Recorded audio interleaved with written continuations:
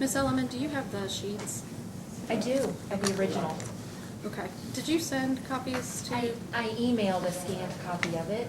I'm happy to You know what, provide this. I don't have another copy with me. I've got it. I've got it. Sorry, I didn't see it.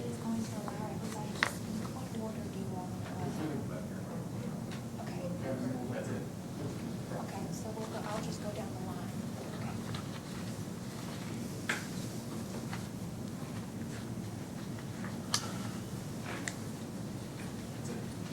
Okay, do we have everyone in the courtroom that we're expecting here today?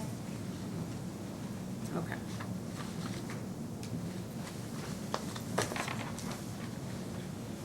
All right, we are on the record in the matter of Commonwealth of Kentucky versus Gregory Allen Bush. May I have appearances first for the Commonwealth?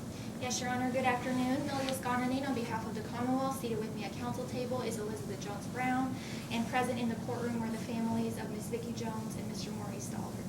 Good afternoon, Ms. Scanyanine, Ms. Jones-Brown. Good afternoon, ladies and gentlemen. Go ahead for the defense. Yes, Your Honor. Angela Elliman on behalf of Mr. Bush. Also, Jennifer Porter is in the gallery as counsel for Mr. Bush as well. All right. Ms. Elliman, Ms. Porter, and good afternoon, Mr. Bush.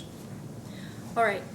Before we get started, I started explaining to the folks who are on my computer. We have been conducting court, as many of you know, remotely on most days. This is unusual that we are having an in-person hearing during these times, but of course, at times like this, we need to make exceptions. And I want to thank everyone for complying with all of the court's coronavirus restrictions, wearing masks, social distancing, all of that. For those who are listening on our Zoom channel, I explained that there may be some folks who are just now joining us.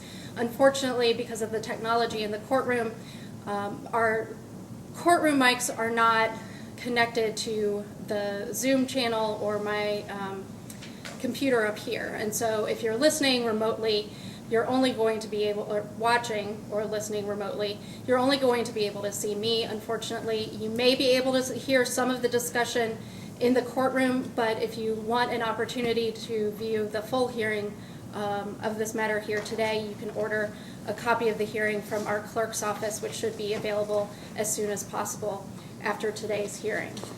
I understand we are here today because Mr. Bush has reached an agreement and there's a settlement between the parties in this matter. Is that right, Ms. Scanyanine? It is, Your Honor. And Ms. Scanyanine, what is the Commonwealth's recommendation in this case? Yes, Your Honor. On count 1, murder, the Commonwealth recommends a sentence of life without the possibility of parole. Count 2, murder, the Commonwealth recommends a sentence of life without the possibility of parole. Count 3, criminal attempt murder, the Commonwealth recommends a sentence of 20 years. Count 4 and 5, wanton endangerment in the first degree, the Commonwealth recommends a sentence of 5 years on each count. The Commonwealth does recommend that all counts run concurrent for a total sentence of life without the possibility of parole. The defendant is not eligible for probation or parole and must serve the remainder of his natural life in custody. As part of this plea agreement, the defendant agrees to enter a guilty plea to all federal charges in indictment number 318 CR 188 CHB. Should the defendant fail to plead guilty to the federal charges, the Commonwealth may, at its sole discretion, unilaterally withdraw this plea agreement and proceed to trial. The defendant shall have no contact with Dominic and Kiera Rozier and the families of Maurice Stallard and Vickie Jones. All right, thank you, Ms. Scanyanine. Ms. Elliman, is that your understanding of the agreement here today? On a plea of guilty but mentally ill, yes, it is, Your Honor. Okay, excuse me for just a moment.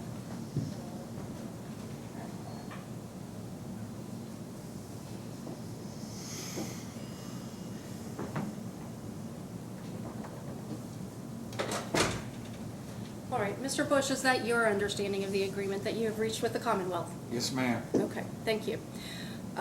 Before I can accept your guilty plea here today, Mr. Bush, I'm going to need to place you under oath and ask you a series of questions. First, to make sure that I have the right Mr. Bush in front of me.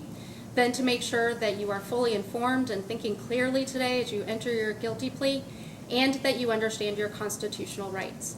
Because we are all wearing masks, or almost all of you except for me up here behind the partition, because we're wearing masks, it's important that you speak up a little more loudly than you ordinarily would, because this hearing is being recorded and we need to get your answers to that, okay?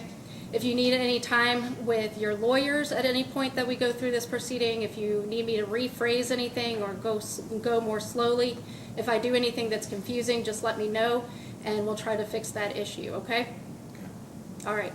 So I understand that you're cuffed, but to the best of your ability, if you could please raise your right hand. Do you solemnly swear or affirm that the testimony you are about to give will be the truth and the whole truth? I do. Thank you, sir. Sir, are you Gregory Allen Bush? Yes, ma'am. And is your date of birth October 4th, 1967? Yes, it is. What are the last 4 digits of your social security number? 5010. Thank you. I do find that I have the same Mr. Gregory Allen Bush as named in this indictment in front of me here today. Sir, how far did you get in school? A couple years of college. Okay. So is it fair to assume that you read, write, and understand the English language? Oh, yes, ma'am. Okay. I have 2 sets of documents in front of me here today, a motion to enter a guilty plea, a guilty but mentally ill plea, and the Commonwealth's offer on a plea of guilty but mentally ill. Have you seen those documents? Yes, ma'am. Have you read them? Yes, ma'am. Have you had enough time to speak with your lawyers about those documents? Yes, ma'am. Have they been able to answer any questions that you had to your satisfaction? Yes, ma'am. Are these your signatures on these documents? I can't see him, but yeah. All right. Did you sign these documents? Yes, ma'am. All right. Are you under the influence of any drugs, alcohol, or medication here today? No, ma'am. All right. And to clarify, my next question is usually, have you ever been diagnosed with a mental illness or a mental health condition that would prevent you from understanding what's happening in court? Your diagnosis history is well documented in this court, so I understand that you have prior diagnoses and that you have also been prescribed medication. So let me ask you, are you thinking clearly here today? Yes, ma'am. All right. Have you been taking your medication as prescribed? Every day. Okay, and do you find or do you feel that that medication interferes with your ability to understand what's happening in court here today? No, ma'am. All right. Then I do find that you are fully informed and thinking clearly as we're proceeding here today.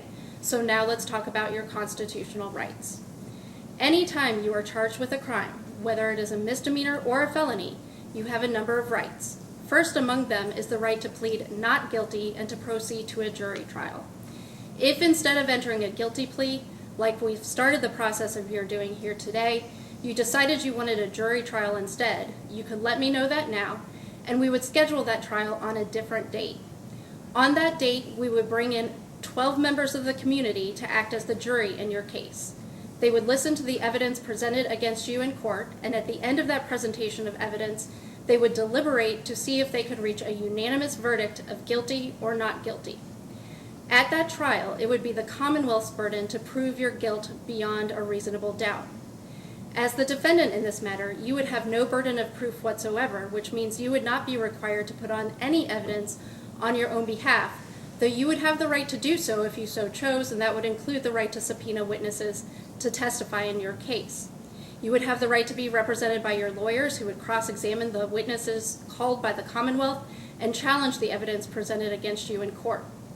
You would have the right to remain silent throughout the entire trial. No one could force you to get up on this witness stand and testify.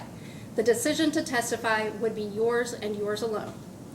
Then, at the end of the trial, or after the trial, after the jury deliberated, if they returned a guilty verdict against you, you would have the right to appeal your case to a higher court, which essentially means ask a higher court to review what happened at trial to see if I made any mistakes that would grant you a new trial in your case. By pleading guilty here today, you are giving up all of those rights in this case. Do you understand that? Yes, ma'am. And do you still wish to proceed? Yes, I do. Okay. Other than what you have negotiated with the Commonwealth, has anyone promised you anything in order to get you to plead guilty? No. Has anyone threatened or coerced you in any way in order to make you plead guilty? No. Okay.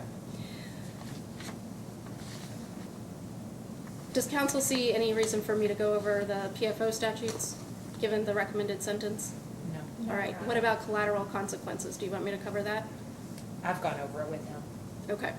So, Mr. Bush, anytime you are convicted of a crime, again, whether it's a misdemeanor or a felony, there may be additional consequences to your plea outside of court. Here in court, we talk about issues of guilt and innocence, and we talk about punishment. So you know what the Commonwealth's recommendation is in terms of sentence here today and what you have agreed to. Outside of court, I can't tell you every way that this conviction will affect your life going forward.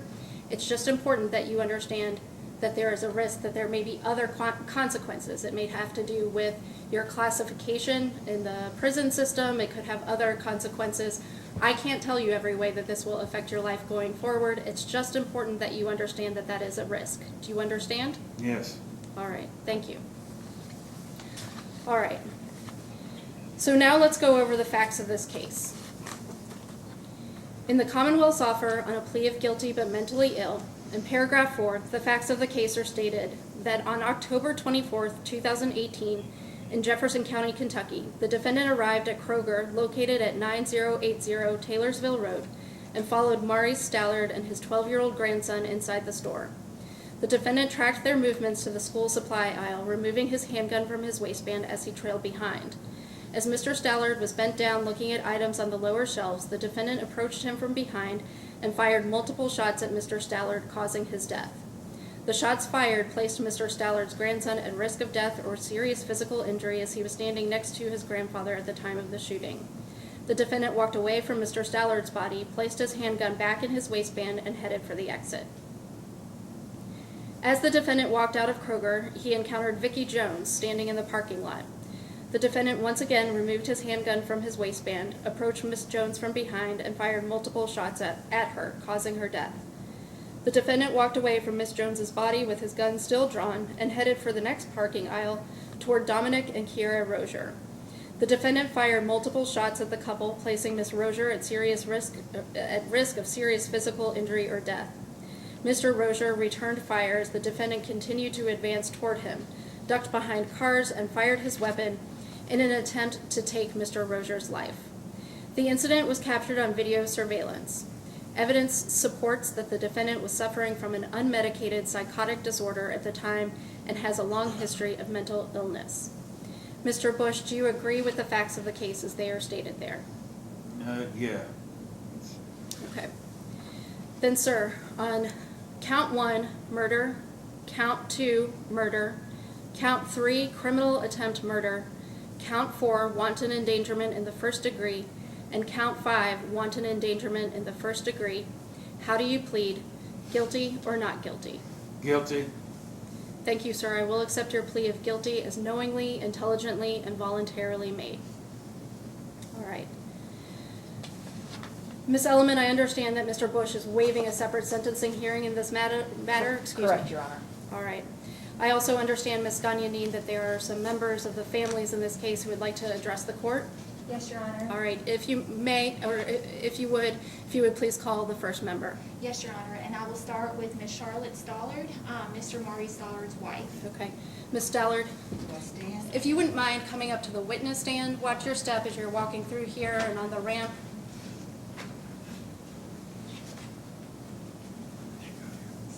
And you can stand or sit, whatever is most comfortable for you.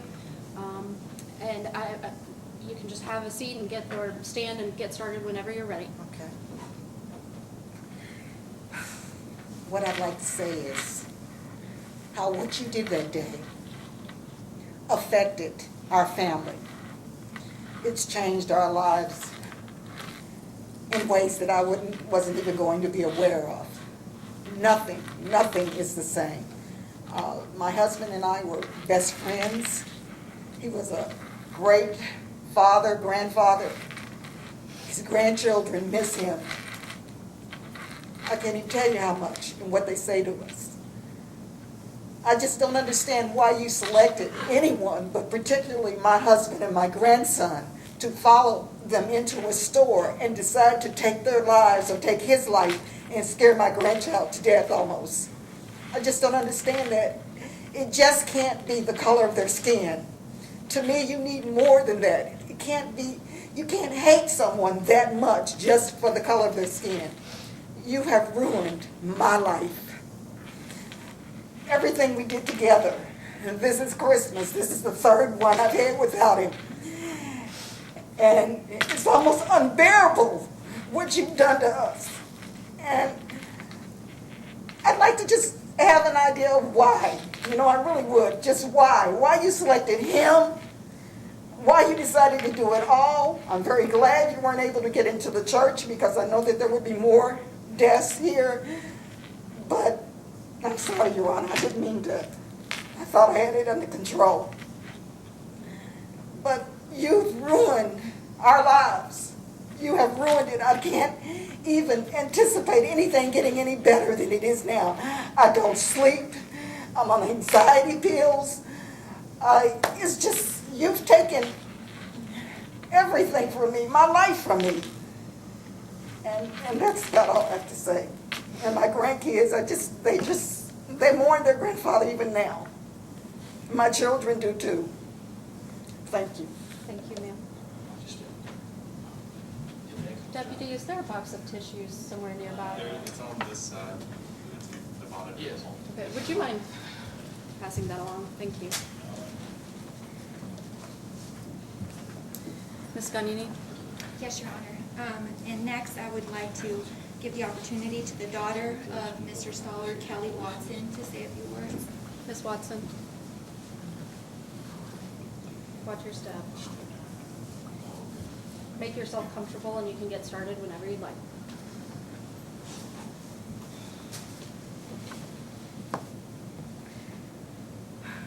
As my mother said, on that day you changed our lives forever. That day replays in my head constantly to hear the fear and the panic in my son's voice as he called to tell me what you did. I can't get that out of my head. I don't sleep.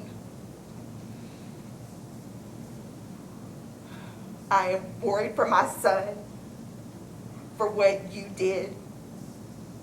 Him having to be there and witness what you did to his grandfather. And the man's life that you took, he gave and he loved everybody around him. If there was anybody that needed help, he was there for them. He was a best father to me and to my brother. He was there that day helping my grandson.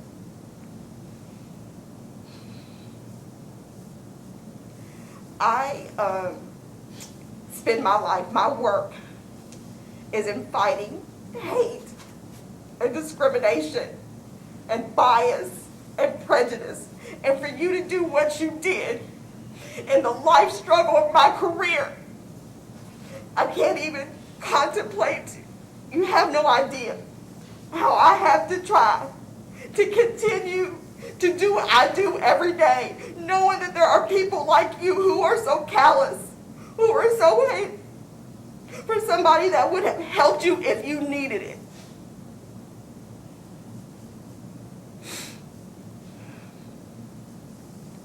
Our lives have changed forever. And the man's life that you took meant something. The legacy that he has in his grandchildren, in his children. All we can do now is try to make sure that his life was worth living, that he didn't give for nothing. And I hope that while you were sitting in jail, that you are able to reconcile in your own mind and think about what you did and the loss that you have caused us. And I'm grateful that you will never be able to hurt anybody else.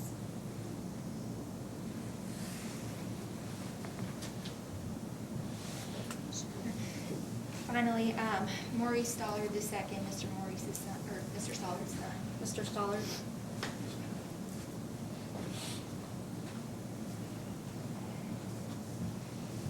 Make yourself comfortable and get started whenever you'd like. Yes, ma'am.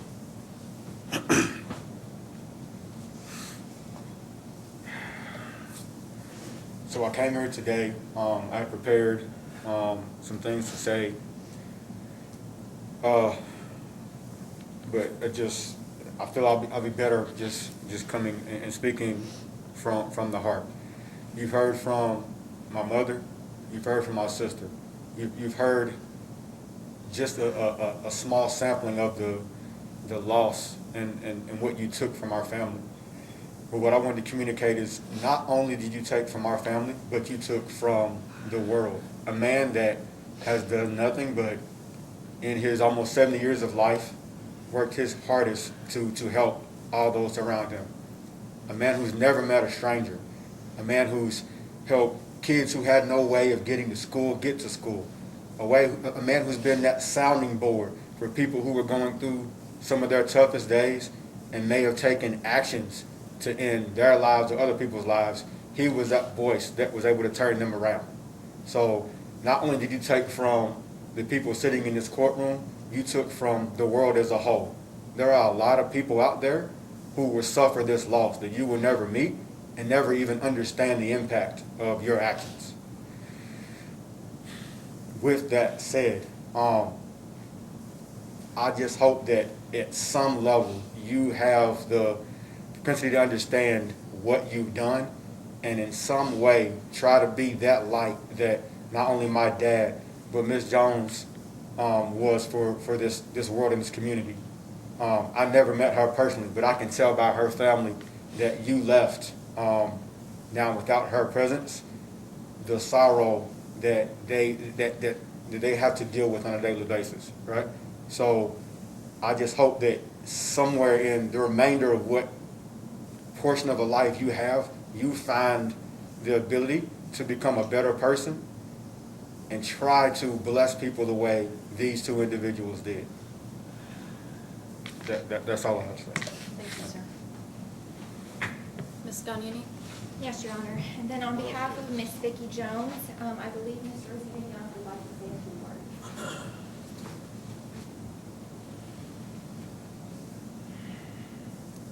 Come on through, ma'am. Just watch your step. Come on around the witness stand.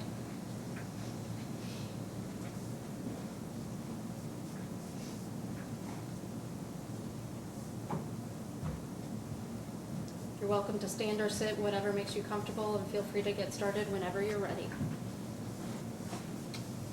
I'm Vickie Jones's aunt, but because of our closeness in age, we were actually raised like sisters. Vickie Jones, I just want to tell you about Vickie Jones. She was a good person. She was a loving, caring person. She never met a stranger, and she always wanted to help anybody. She would help anybody that she could. She was a mother, a grandmother, a sister, an aunt, a cousin. She was a friend to many, many people. She was a widow of a Vietnam vet. She had worked as a federal employee. She retired as a federal employee. She gave to anybody she could. The impact of her death was so hard on all of us.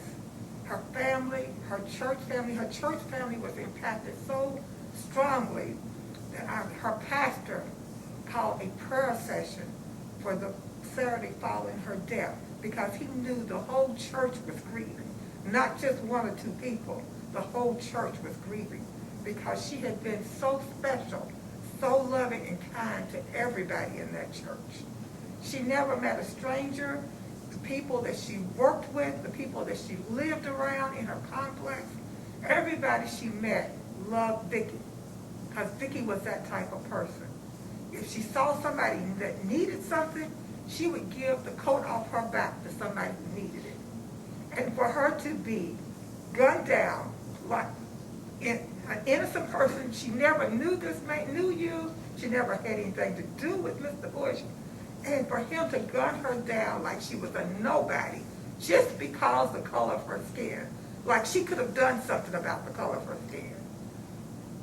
It's just hard for us to understand as a family. We are a very close-knit family. We pray a lot, and God is the one that's getting us through all this. But it's hard for us to understand how you could do something to somebody who was so sweet and so loving and so kind and so generous and gave so much of herself to other people.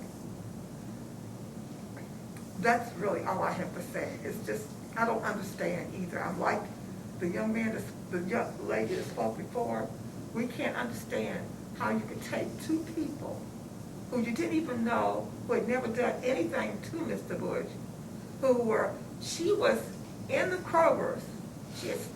Her mother, she was the primary caregiver of her mother, who was in a nurse's home, who was 88 years old. Her mother wanted a special meal that Vickie had prepared for her before. She had prepared that meal, had it in her car, was on her way to the nursing home, and stopped to pick up something at Kroger's. How many of you just stopped to pick up something at Kroger's or any grocery? You don't expect to be killed as you come out of the grocery store. She just stopped on her way to take this to her mother. Then in turn, the next day, because this was hitting all the news media, our family had to go, I had to go over and share this information with my sister, who had been waiting for our meal the day before and couldn't understand why her daughter didn't come. Her daughter was there all the time. She was always there for her. But I had to explain to this 88-year-old woman in a nursing home who was very fragile to begin with and who had just lost another son 3 weeks before, that we didn't even tell her about his death because we didn't think she could physically take it. And then we had to take her break down and tell her about both deaths because it was all on the news media. This is just a little bit of what our family has gone through, what you have caused. And I know there are members of our church, our family, not just our family, but are members of our church who have been so impacted by this, and we're all still trying to get through it. That's all I have to say. Thank you, ma'am. Ms. Donini? Yes, Your Honor. And then finally, Ms. Samuel Lagarde, right?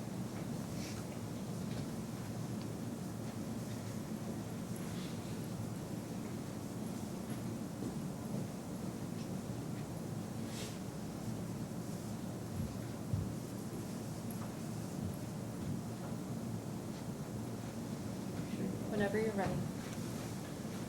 Mr. Bush, I don't want to sit down because I want to look you in your eye, and I want you to know what your actions have done to me, not just my family, but people that know me. They can't believe that I have questioned my Lord and Savior, because I couldn't, and I still have the problem trying to understand why this happened to my sister. You know, I know good things happen to bad people, and bad things happen to good people. I understand all that. But because of the color of her skin, how trivial. That is so trivial. I love my sister. You have taken my best friend from me. You have taken my shopping buddy from me when I come to Louisville. You have made me have to move back to Louisville, leave my grandchildren, my daughter, her family.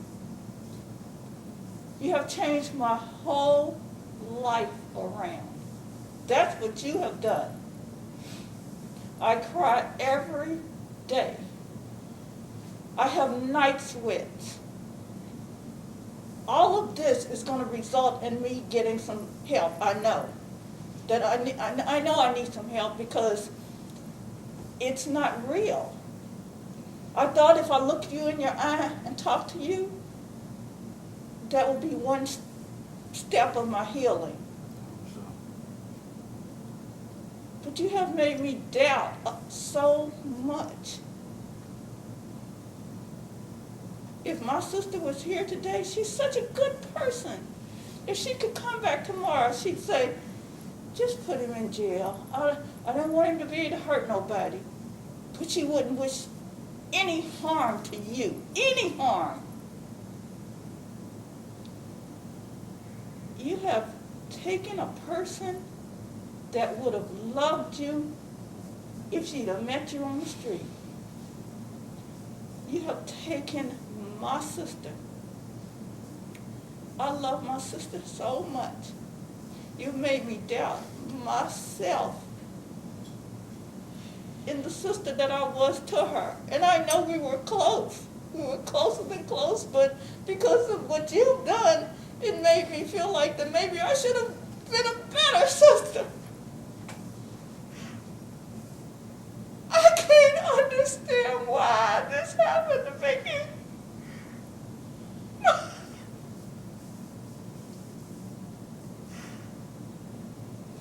I pray for you. I pray for you because I don't know how you look at yourself in the mirror. I don't know how you live with yourself. I don't know. I really don't.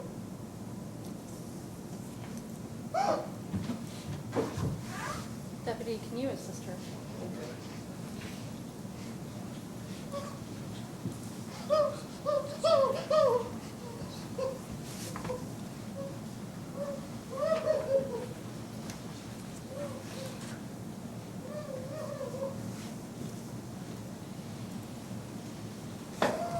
Ms. Scott, you need anyone else? No, Your Honor. Okay. I also note that I did receive 3 written statements from 3 members of the Stallard family. Would the Commonwealth like me to place those into the record? Yes, please. Okay, I will accept those into the record. Anything else on behalf of the Commonwealth? No, Your Honor, we would just ask that you follow the recommendation and impose a sentence of life without the possibility of parole. Okay. Ms. Elliman? Nothing for the defense, Your Honor.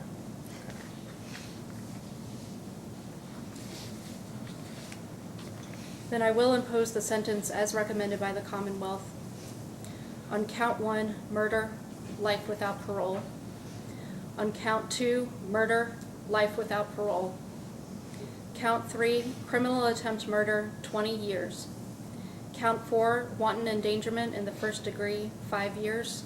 And count 5, wanton endangerment in the first degree, 5 years, all to run concurrently for a total sentence of life without parole.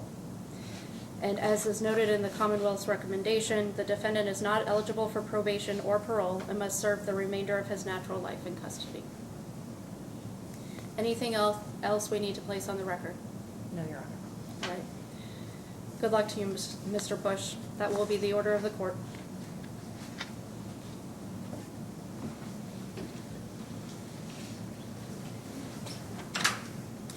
Wait.